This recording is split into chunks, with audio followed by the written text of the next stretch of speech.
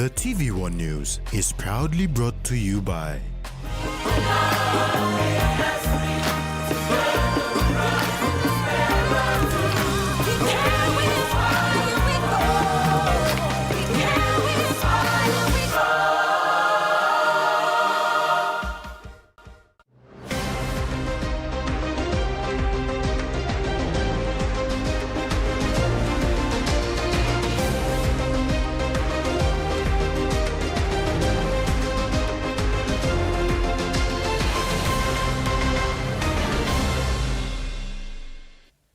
Hello, this is TVWAN News. I'm Jasmine Irajak.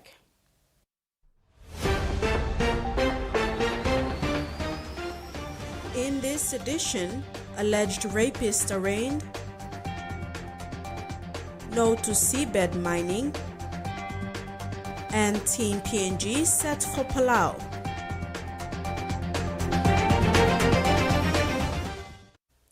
Three police officers allegedly involved in raping a 22-year-old woman at Saraga Police Post on Tuesday, June the 3rd, 2025, were arraigned by the Waigani Committal Court today.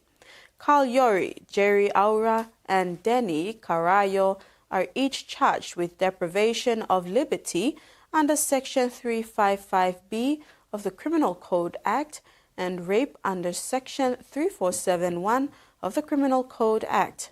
Magistrate Albert Daniels adjourned the matter to August the 11th for mention. The three rape suspects were brought in by a police vehicle at around 10 a.m. today under police escort. They were among others on remand. Two of them covered their faces with a face mask and hoodies.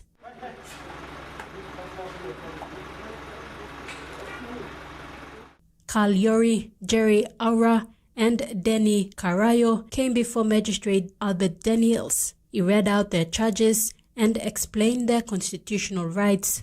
According to the police report, on Tuesday, the 3rd of June 2025, the three defendants, with another accomplice, Auxiliary Constable Sovato Maima, were in a marked police vehicle parked at the Manu Autoport bus stop. The court identified Sergeant Yori as the driver. Constable Carayo was seated off-side, while Constable Aura and Auxiliary Constable Maima, who was holding a firearm, were in the back seat. All were in full police attire. The court added on the day the sexual assault survivor and her boyfriend traveled to Manu Autoport in a cab. While they were still in the cab, a police vehicle drove by and stopped next to them. Two policemen stepped out from the back of the 10-seater and approached them. They were Constable Aura and Auxiliary Constable Maima. The police report stated that Constable Aura called out in a loud voice to the female and used derogatory language at her before ordering her to get in the police vehicle. The young woman, concerned about her safety because a crowd had started together, boarded the vehicle and was taken to Saraga Police Post, where she was alleged to have been sexually assaulted by the law officers who took her there.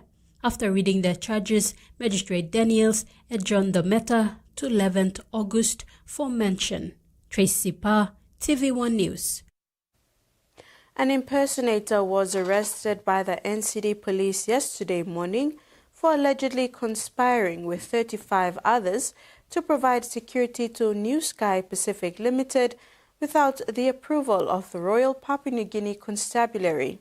Ivan Nawat, 32 years old from Makam Morabe Province, is an employee of New Sky. He was charged with 15 counts of stealing by pretense under Section 404A of the Criminal Code and 1 count of impersonating a member of the police force under Section 137B of the Police Force Act. Police have confirmed that there are about 36 people involved with the main police impersonator Ivan Nawat. 23 are regular policemen supported by 13 alleged impersonators who were in a security contract with New Sky Pacific Limited. The alleged offense was committed between 2023 and 2024. NCD police successfully apprehended one of the impersonators yesterday and is on the lookout for the other 35. According to NCD and Central Commander Assistant Commissioner of Police Benjamin Turi, who is the main complainant in this matter, about 2.48 million kina was identified through this security contract. Turi said each of the people involved received 69,000 kina each, adding to 2.48 million. They were paid through their bank accounts. The NCD commander added that the police officers involved include senior officers of the NCD command. He said warrant of arrests will soon be issued to apprehend the others. Salome Vincent, TVWAN News. It was a milestone achievement for the Madang police to open its newly refurbished traffic office yesterday. The office upgrade was funded by the Metallurgical Corporation of China Limited through its mining entity Ramunico. The old traffic office stood the face of time since the 1960s and had deteriorated over the years until this timely renovation. The renovation project was initiated by Madang Provincial Police Commander, Acting Superintendent Robert Baim, and the Traffic Office. They successfully submitted a letter to the Governor's Office to advocate on their behalf to Ramunico. Baim stated that he has seen the Traffic Office since he was a child, and now, as Commanding Officer, he felt the need for a new and improved facility for police officers. He encouraged the general public and business houses to partner with law enforcers to combat crime in Madang. This office, blood traffic, embassy the community. Embassy not walk the traffic alone. But embassy walking, helping people walking, and another walk too. Time police and up, we cannot stand alone. But we need you stakeholders to support us. In return, we support you. You may all must walk one time. Look, Simbek Madang come osem. Na Madang must not stop osem. You must sim go moyet. You come now, you helping me so that in return me helping you. You must walk one time. Public-private partnership is very, very important. Look, Simbek lawyer and ora come in Madang. On behalf of MCC and Ramunico Community Affairs General Manager, Eric Kuman stated that this is a well-deserved project as traffic officers not only perform traffic duties but also assist in other community police efforts within the town.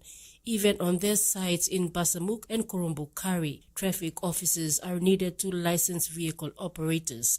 Kuman appealed to the surrounding communities and officers to take ownership of this new office. Mibla got planned the car and up. But there's la office plot traffic and we make sure there's la car and we licensed, driver license, car and we license. Na I'm around lo road blame me, public road blame me. So I'm land up lo KBK na basemug na lawyer too.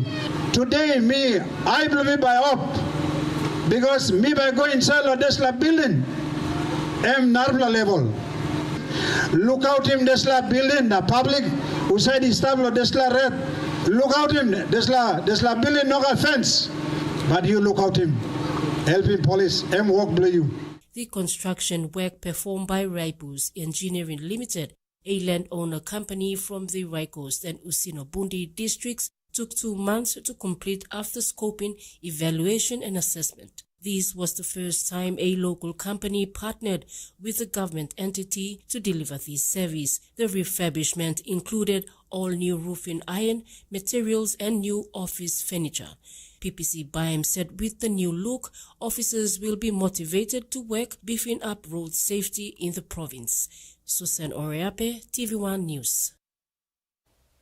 Papua New Guinea will not carry out deep-sea mining due to a lack of research and available data in this space.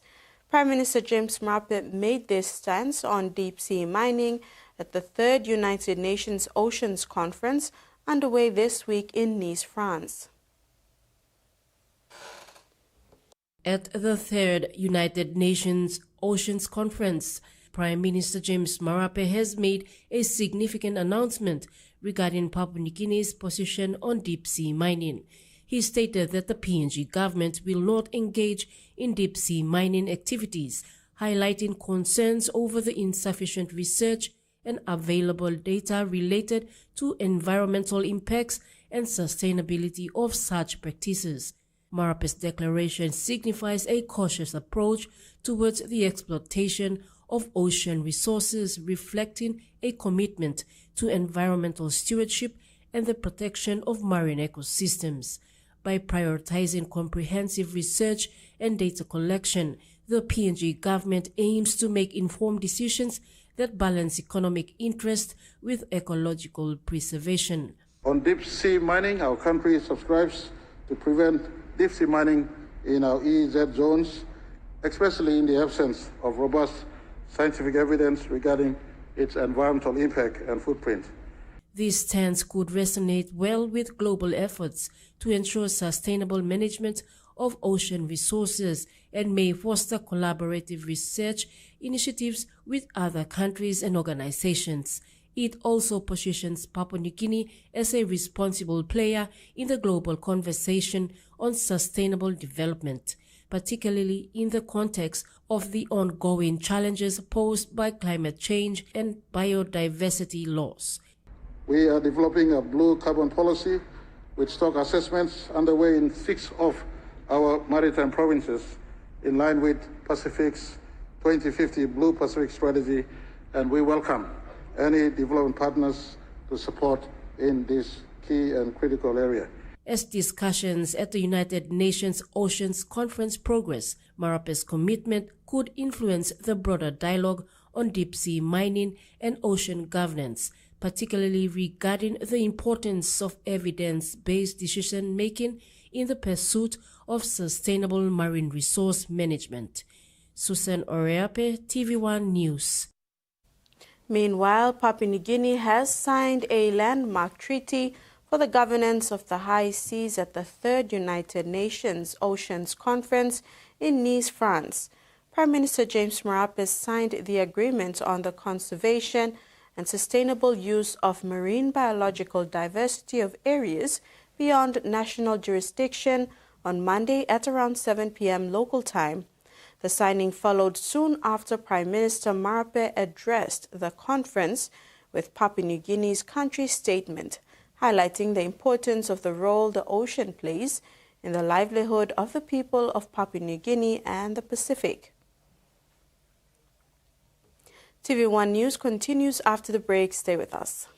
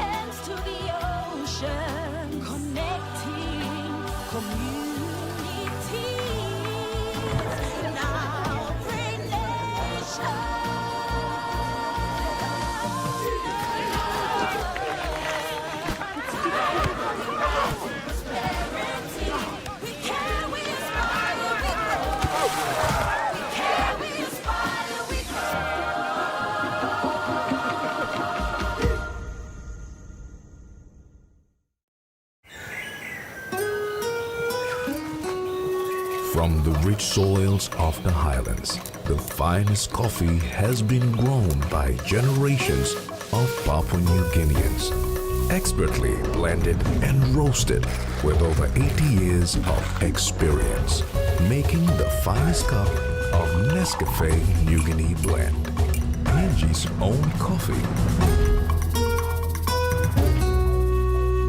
The Toyota JD Hi-Ace bus comes in 14 and 15-seater high-roof luxury model powered by 2.8 liters JD engine for optimal performance output, fuel efficiency and quietness, designed with improved safety features and easy maneuverability for tire steering angle. The Hi-Ace lift suspension and annular frame structure is opted for smooth ride, comfort and safety. Experience the ride on the Hi-Ace bus and experience the Hi-Ace pride, the bus that exceeds all expectations.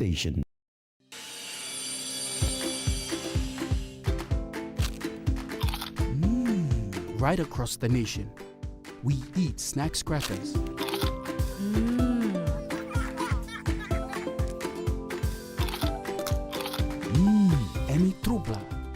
get a young planalapun, only like him snacks crackers. Only make him here, no P&G, one-time lay biscuit company. It's crunchy and tasty. It's irresistible.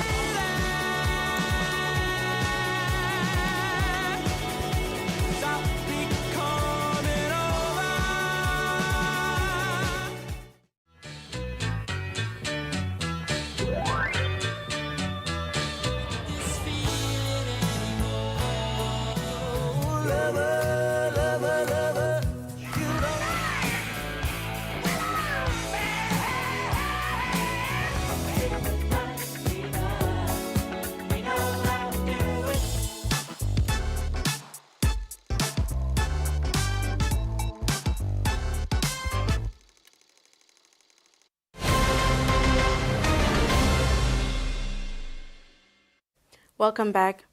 Member for Nakanai and Minister for Oil Palm, Francis Maneke, came to the aid of Lolobau Islanders in East Nakanai LLG, West New Britain Province, with a Lucas Sawmill for their housing scheme project.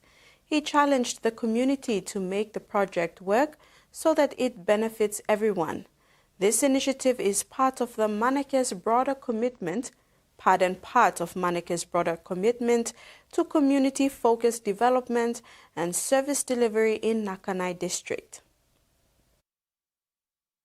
With a vision to enhance local development, providing the community with the means to construct sustainable housing and potentially create local employment opportunities, Member for Nakanai and Minister for Oil Palm, Francis Galia Maneke, has supported the Lolobau Island community with a Lucas sawmill and building materials for their housing scheme project. Additionally, the sawmill can promote the responsible use of local timber resources. Maneke visited the island on Sunday, June 8, 2025, and delivered the items. Speaking during the presentation, Minister Maneke urged the people to be content with what the government is assisting them with and help others in their community. I think Amba also mil mi bla given penis lo o gata place. Na mi kam lo ba na mi given gen no today. You may ask him lo partnership. You must restart him na still bisim this la alliances. One time district blow you. You use him good this la sawmill, you cut him divide. You lo program lo you bla lo place. You know me by make him because him by divide lo bla yet. Na ibla katim na kam na tok sare also this la program mi stop so mi bla can give la lo kapa na vikrim so ibla can continue lo working mo laos ibla. But priority RM good priority ibla looking all communal lo limpa successful yumi ibla look lo school mi bla bring him all isla masini kam so ibla can make him work lo school lo church all resource center bla yumi housing. So ibla look lo isla past him. Then okay, ibla can go 1-1. Or usate him got capacity, na him can go make him blend. Yes, him can advance him lo support him lo isla side. He also encouraged the people to go into farming to help themselves rather than depending on the government to help them. Ibla so imtasol piksab lo nakanay gulo gaman na. Piksab lo nga somil lo nakanay gulo people na. Lo givim lo gaman tasol. Aos milon ulki maos isanap. Also na please so people blow me Lolobau. So people can sit down good one time. Na make him this la program come up good. And by alright. So I'm asking him I can be fulfilled, you know. So I will make him work him direct na indirect. Whereby me play give la kapa na ibla work him all house na ibla provide him plan bla. Maneke stressed that community engagement and participation in projects like these are crucial for success as they foster ownership and ensure that the benefits are realized by the people. Freddie Moe, TVWAN News. Remote Tetebedi community in the Kokoda local level government area in Sohe District, Northern Province, were overjoyed to receive a brand new Lucas sawmill funded by the Sohe District Development Authority at a cost of 80,000 kina. It was purchased under the Koyari Spiritual Development Program to support rural housing and to support spiritual and community development efforts in the area.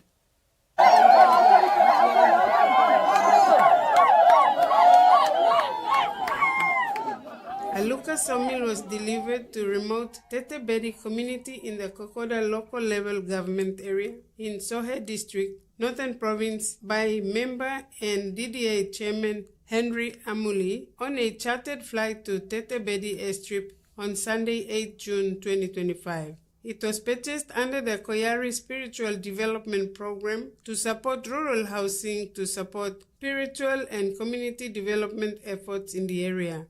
Jubilant community members welcomed the equipment with singing and dancing. Amuli said the sawmill will be used primarily to support rural housing schemes in Tetebedi and surrounding communities. It will also be used to construct church buildings, community halls, and council chambers, creating inclusive spaces for governance, meetings, and social events. He urged them to use it wisely and ensure its work benefited everyone. Amuli said Sohe DDA, in its annual budget, always set aside 10% of the district service improvement program funds for church and spiritual development programs in the district. He said the DDA allocated 300,000 kina to the Koyari Spiritual Development Program, and he is happy to see the funding being put to good use physically and spiritually. Amuli also announced another funding of 1 million kina approved by the Sohe DDA to construct a telecommunications tower at Tetebedi to bring mobile network coverage into the area. Another 100,000 kina funding will support the upgrade of Tetebedi airstrip through a partnership with the Rural Airstrip Agency. Frida Kana, TVWAN News. With the rise of the digital age and growing influence of the media, it has become increasingly important for young people to understand the unique gifts and talents they possess and how they engage with digital media and technology. A Media Education Seminar 2025 was organized recently for Catholic-run education institutions, which were provided with vital programs focusing on various aspects of media. From June the 6th to the 7th, a Media Education Seminar held at the Sivarai Namona Pastoral Center, Bomana, brought together 5 groups: Maranville Secondary School, Jubilee Catholic Secondary School, Limana Vocational, Mary Help of Christians, Technical and Fort Center, Boroko, and Don Bosco Technological Institute. The first session commenced with a talk on alcohol and substance abuse and its impact on the human brain. This was presented by Lorraine Angham, a medical expert from the Directorate of Social Change and Mental Health Services. She discussed the harmful effects of betel nut, explaining how its consumption, like that of other substances, negatively impacts the brain. In a mass held last Saturday, Father Ambrose Pereira highlighted the importance of God in their lives. He encouraged the celebration of the sacraments, especially the sacrament of marriage, urging participants to live lives of commitment and joy, echoing the gospel reading of the day. The sessions included a presentation on storyboarding and storyline development. Participants then moved through practical exercises, creatively planning their storylines and storyboards, shooting their films, and editing before finally reviewing and evaluating their completed films. And now the finance news.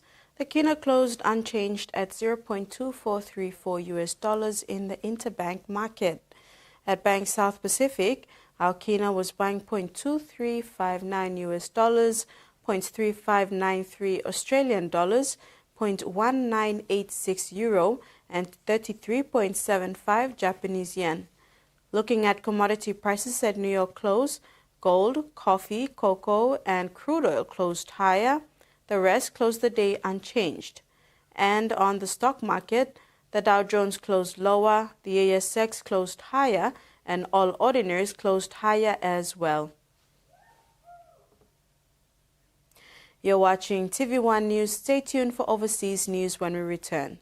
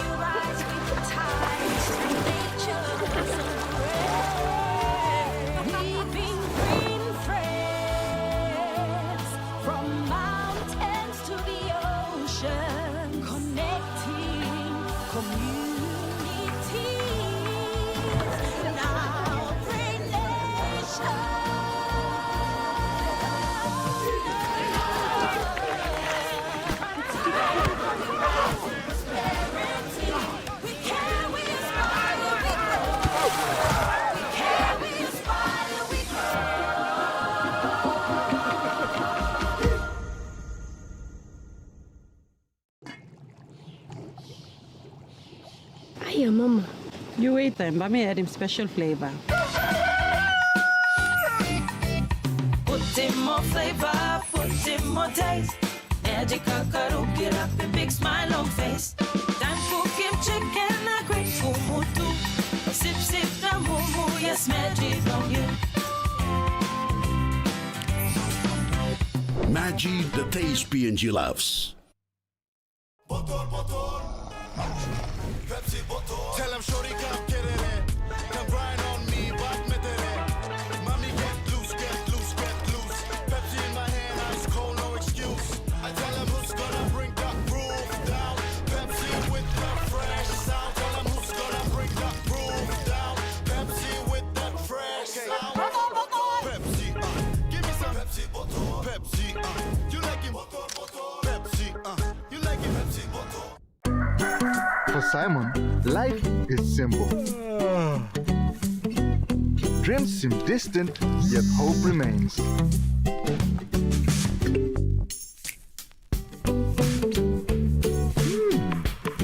One ticket, one dream.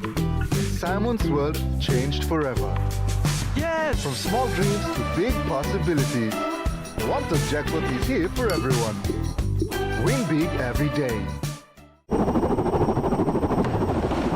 Rugby League is a powerful force that unites Papua New Guinea and develops our youth. Through partnerships with the PNG LNG Kumals, Grassroots Rugby League and Justin Olam, we aim to instill skills to last a lifetime. I'm community blue. When it's on you walk him, I'm become a community. You must all community. When we invest in people, we invest in tomorrow's possibilities. We started missing tackles and then we gave away too many penalties. We need to find a way to start to, find some opportunities. Now, I'm a little bit upset. I'm a Queenslander myself. I reckon we would have kicked off at Spencer and gone after him a little bit. Queensland are desperate. I wouldn't drop Terry Evans, I really wouldn't.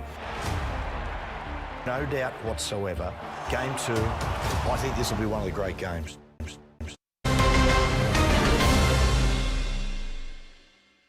Welcome back. Mission Aviation Fellowship in Papua New Guinea has launched its newest aircraft, P2AFD, into service, delivering patients, passengers, fresh produce and vital supplies to some of the country's most isolated communities. Piloted by Marcus Bischoff, the aircraft completed its first 3 days of operations in the rugged Telefomin region, landing at hard-to-reach bush airstrips of Busilmin, Tekin and Wobagan, which rely on air transport. According to the MAF, flights play a critical role in supporting local economies in places like Tekin and Wobagan. Store goods are flown in from Tabubil and fresh produce is flown out to market. Bischoff said it's rewarding when flying this part of the country because he gets to see the life-changing impact of delivering basics like rice, education and medical care. Turning overseas, after months of blue skies and dwindling dams, The weekend finally brought rain to drought-stricken areas of Victoria. More than 25 millimeters of rain fell in many parts of the state, giving hope to rural communities.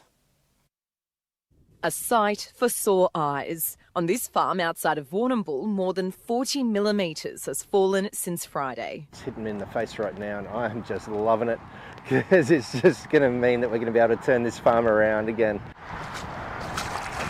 Dry soil has become mud, which means it's time to plant a long overdue strawberry crop. We've got to get 45,000 plants in the ground and yeah, that's going to be, exciting for us. At parched Eden Hope in the state's west, Clayton Caldo has been hand-feeding his flock for months. But he's finally caught a break. Since Friday, 44 millimetres of rain has fallen at his property. That's amazing. A month earlier would have been amazing, but it's going to really kick-start. A lot of pastures, clover. There'll be a lot of stuff popping out of the ground now. At Mount Moriac, the drought forced beef farmers Eliza Holt and Jim McKenna to move their cattle to another property. For the first time ever, we faced the reality in January this year that the dam had gone dry and we just couldn't maintain the cattle here, so we had to completely de-stock. Over the weekend, they received more than 80 millimetres. Dry troughs have been topped up and thirsty paddocks have turned green. We spent yesterday staring out the window like idiots, just grinning our heads off like it was Christmas. It's been a long time and it's very welcome. The dam behind me was dry just a few days ago, but is now filling up. The Weather Bureau is forecasting more rain this week, but says it's not enough to replenish most drought-stricken areas. This is very welcome rainfall and it's good to get some rain. Many of these areas are hundreds of millimetres behind average and coming off the driest 6, 9, 12 months in some places on record. So it's going to take a number of these systems to break the drought. It remains to be seen if those big rains will come, but for now there's something to celebrate. A Japanese Mogami-class frigate has docked in Darwin as part of a tour of the Indo-Pacific. Japan is hoping to secure a $10 billion contract and provide the Australian Navy with updated Mogami-class frigates, but faces competition from Germany. A decision on the contract, known as C3000, is expected to be made by the Australian federal government later this year. The Japanese government and the ship's manufacturer, Mitsubishi Heavy Industries, are in competition with Germany's ThyssenKrupp Marine Systems. The contract will secure 11 new ships to replace the Royal Australian Navy's 8 Anzac-class frigates, that first of which was decommissioned in February 2024 after nearly 30 years in operation. The fourth day of protests against Trump's immigration crackdown is off to a peaceful start despite the extremely volatile situation in Los Angeles. Just how quickly things can change, the mood and the atmosphere in this group of protesters. We've been following them for hours now, and they started their day very peacefully with a protest gathering where they were literally singing "Stand By Me." We then marched through the streets of downtown LA. They were very defiant but quite celebratory still, standing together for this cause. But not too long ago, the mood sort of shifted. You can now see the protesters on this side are in a bit of a standoff with police and members of the National Guard just over here in front of this building. Now, it's still relatively peaceful, relatively orderly, but if we've learnt anything over these last few days, it's just how quickly that can change. One bad decision from either side could really spark things off. So it's a relatively tense atmosphere now. Many of my brothers and sisters that are Latinos or of brown descent are being impacted. This is scaring everybody to death, right? They're not asking people for papers or proof of immigration status before they get arrested. They're just arresting them. We all have family, friends who have either come from a different country, first, second, third generation. This is a city of immigrants, and when you hit one of our family, we come out and we protect our own.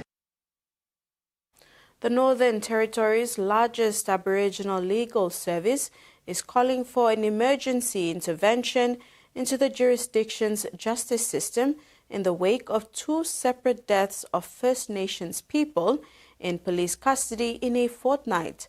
It's one of several prominent First Nations organizations citing a deteriorating relationship between indigenous Territorians and local authorities, with half of those imprisoned yet to have their day in court.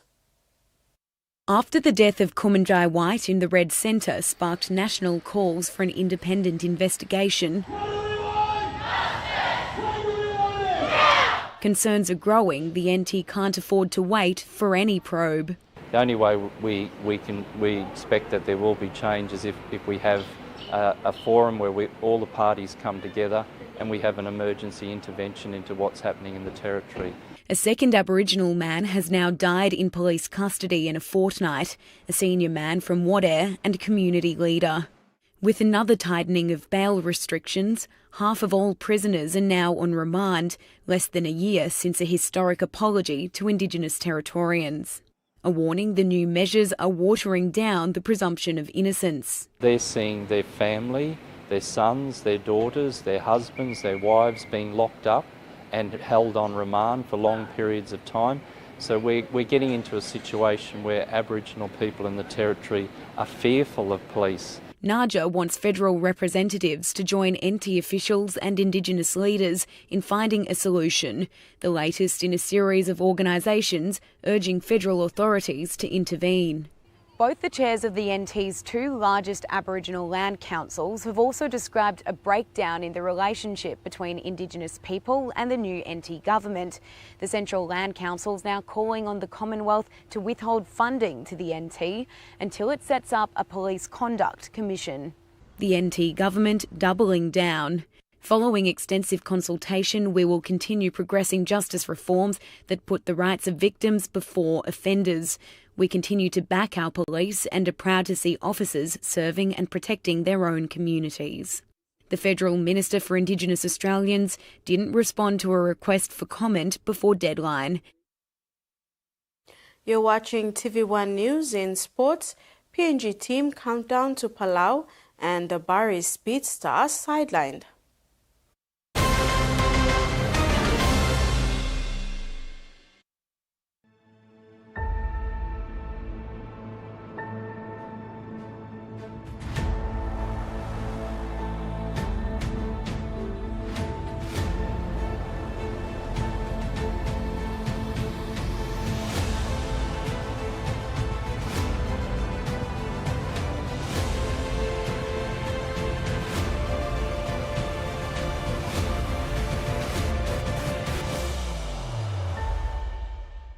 The PNG LNG project has now generated more than 30 billion kina for Papua New Guinea since production commenced. Nearly half of this amount has been paid as tax. Equity distributions are paid to KPHL and MRDC based on the interest they hold. Tax is paid to the IRC, while development levies and royalties are paid to DPE. For more information on direct and indirect benefits, visit PNG EITI's website. Use Savetu Olsem condom and one way where you can abrusim seek HIV, STI na unplanned pregnancy. Tingim, use him condom long right way. Stop safe na look out him you yet. Use him condom all get a time. Suppose you know save long HIV status long partner blog you or suppose you got plenty partner. Use him condom good all get a time. Long haburusim seek HIV, STI na unplanned pregnancies. Use him condom banisim you yet na future blog you. This platok save ikam long National AIDS Council Secretariat.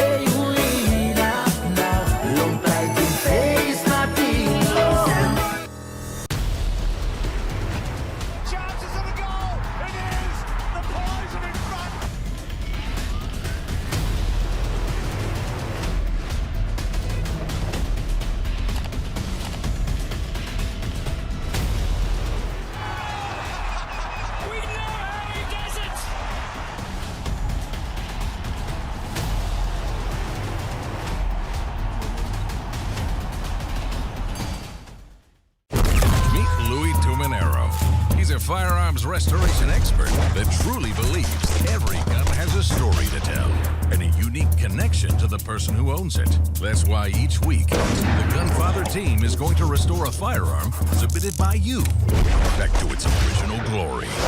This is the Gunfather Restorations.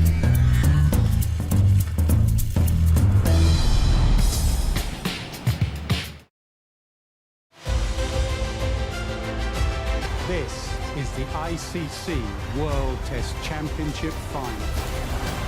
What a performance! Double 100, absolutely magnificent young man. The mace, the ultimate prize.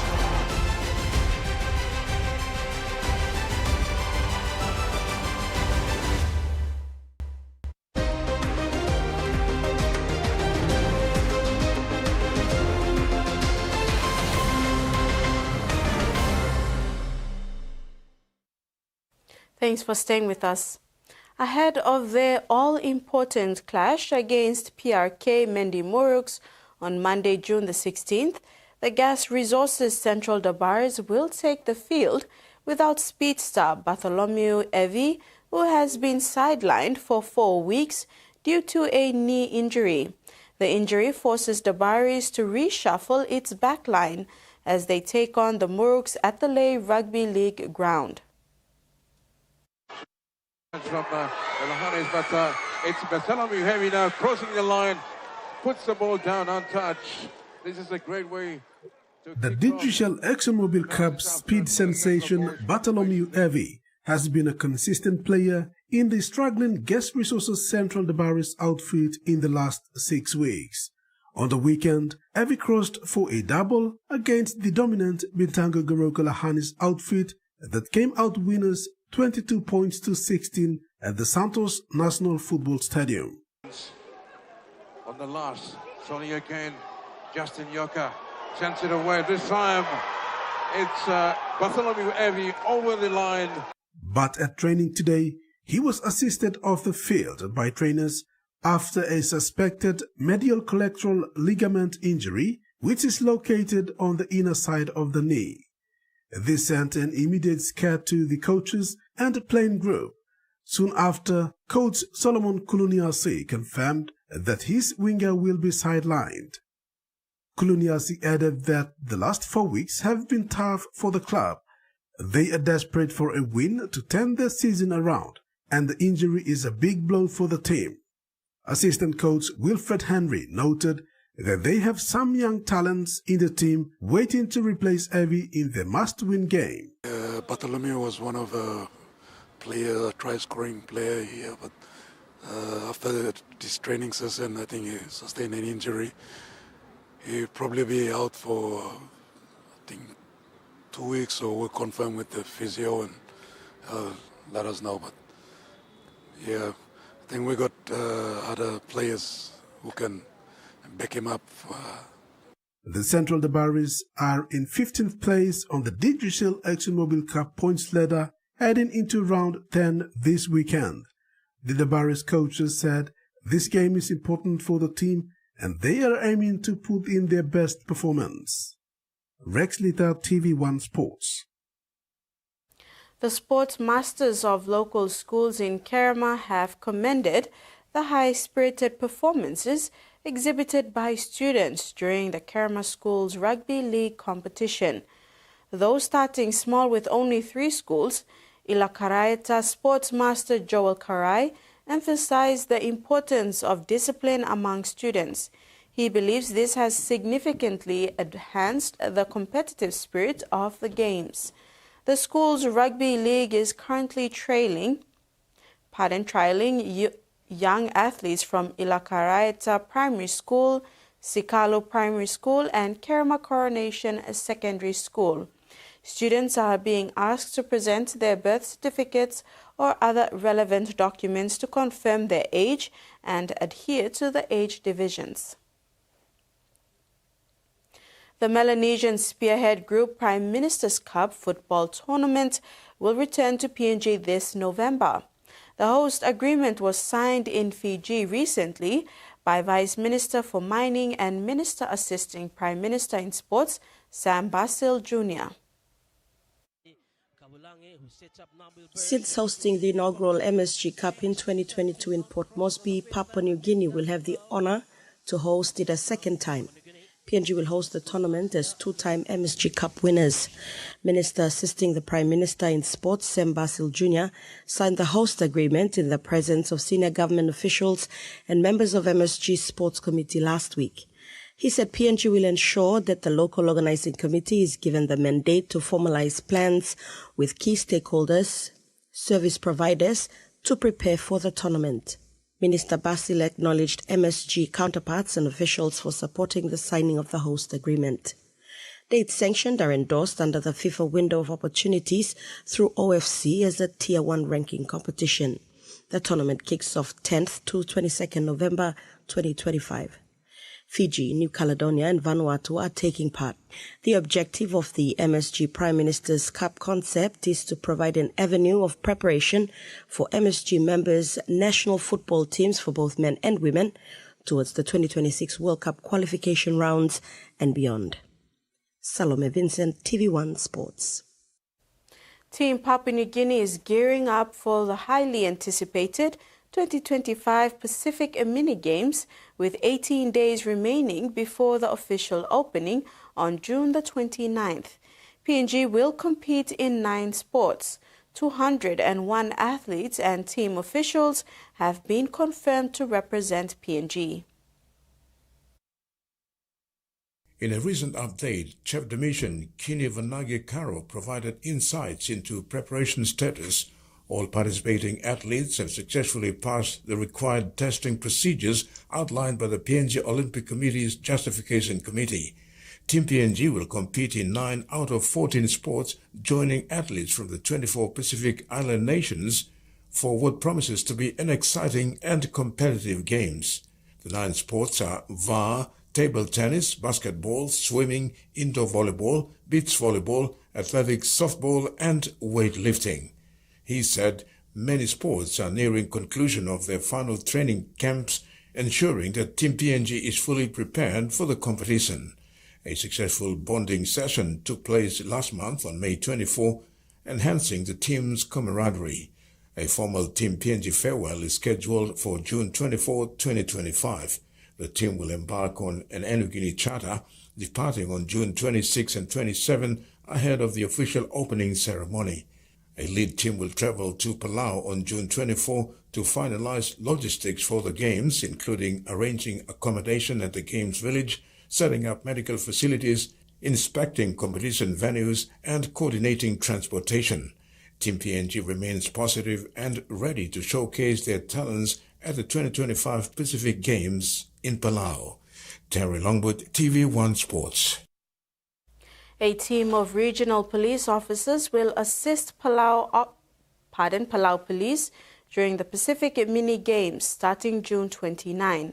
The country's president, Surangel Whips, said the people and government of Palau are excited to host the Pacific's athletes and officials.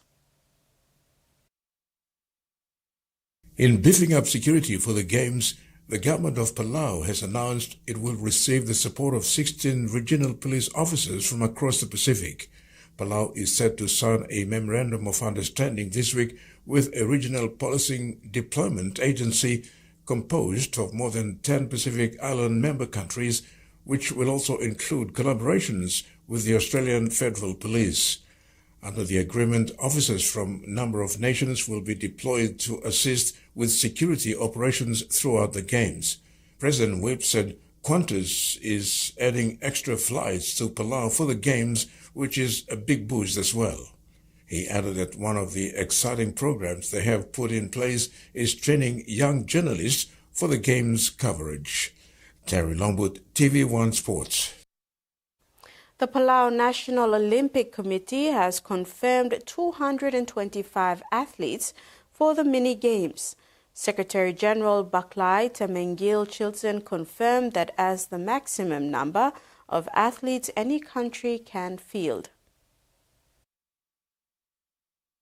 Palau's confirmed numbers mean they will have the largest team among the 22 participating Pacific nations. The Solomon Islands have confirmed 201 athletes, which would be the second largest. At the Games, Fiji will have 187. Half of Palau's athletes are under the age of 19, preparing a young side for future games. In just 18 days to go, preparations are intense as Team Palau swimmers are in Australia for pre-games conditioning, while the baseball team recently returned from 2 months of training in Taiwan. Palau's National Olympic Committee President Frank Kiota said the investments made to upgrade and expand Palau's sports infrastructure, including national gyms, fields, and facilities, will serve the broader community for years to come. The Games officially open on June 29 and close on July 9. Terry Longwood, TVWAN Sports. Cameron Munster will celebrate his 20th State of Origin match as the new captain of Queensland. The 30-year-old Melbourne playmaker has edged out fellow Storm teammate Harry Grant and Gold Coast prop and captain Tino for the role. Cameron Munster replaces former skipper Daly Cherry Evans, who was axed after the 18-6 loss in Game 1 of this year's series. Munster will take charge for Game 2 in Perth next Wednesday night as the Maroons aim to square the ledger. The new skipper has scored 3 tries in his 19 Origin outings so far, and he would no doubt love to add the tally as the Queenslanders seek to keep the series alive in the West. Coach Billy Slater informed the playing group of the appointment following a training session at Twin Waters this morning. And that ends the sports segment. We'll now have the weather forecast.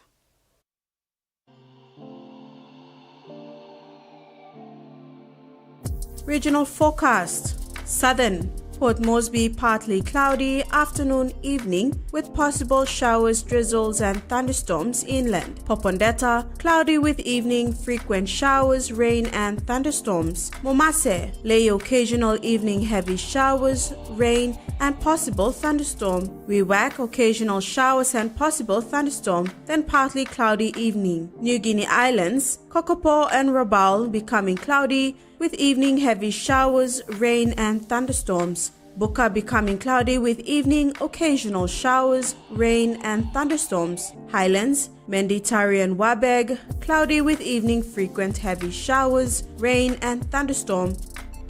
Ocean forecast. Coral Sea, seas moderate with east to southeast winds of 15 to 20 knots with gusts tonight. Solomon Sea, seas slight with east to southeast winds of 10 to 15 knots. Bismarck Sea, seas smooth to slight with southwest to northwest winds of 5 to 15 knots. Pacific Ocean, seas moderate with northeast winds of 15 to 20 knots with gusts.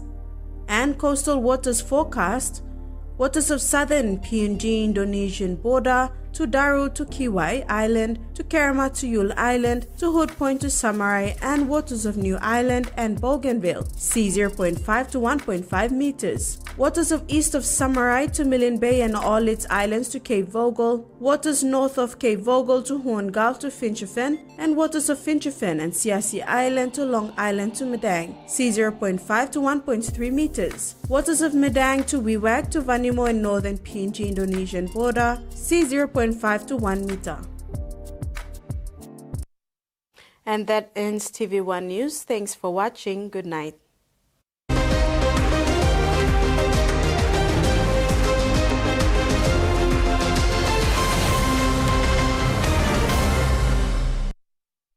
The TV1 News was proudly brought to you by